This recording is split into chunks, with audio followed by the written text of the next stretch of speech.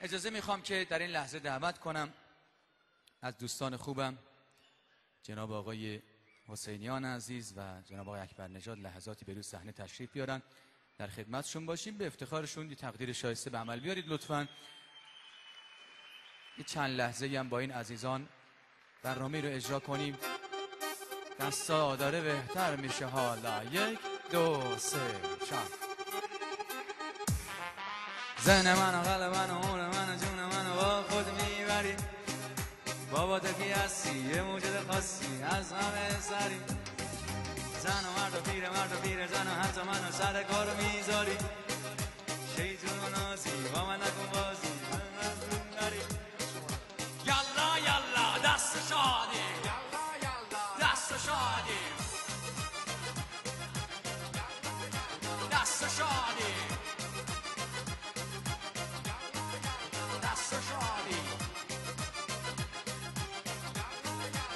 دست شاد. خب آقای حسینیان، میکی کمان، همه اینجا هستن دوستان. خدا الهی شفاعت بده. خدا همه مریضا رو شفا بده. آقای اکبرنژاد، حسن قرار به زودی ازدواج کنه، تصمیمم گرفته که عروسیش توی مدرسه بگیره. بهش میگم حسن چرا تو مدرسه؟ میگه آخه خیلی کلاس داره. یعنی عروسیش هم باحاله. آقای اکبرنژاد یه نصیحتت میکنم.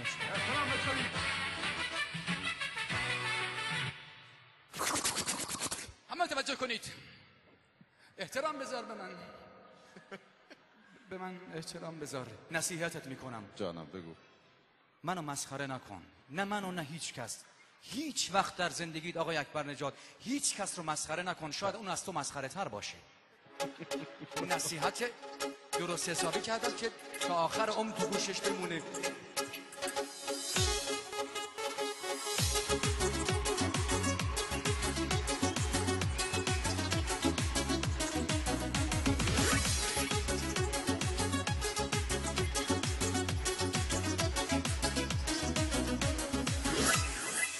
توی برنامه جشن تولد، در جشن تولدی که دوستان آقای اکبرنژاد برگزار کرده بودن، به علت استفاده بیش از حد از برف شادی بهمن جان 4 نفر رو گرفت.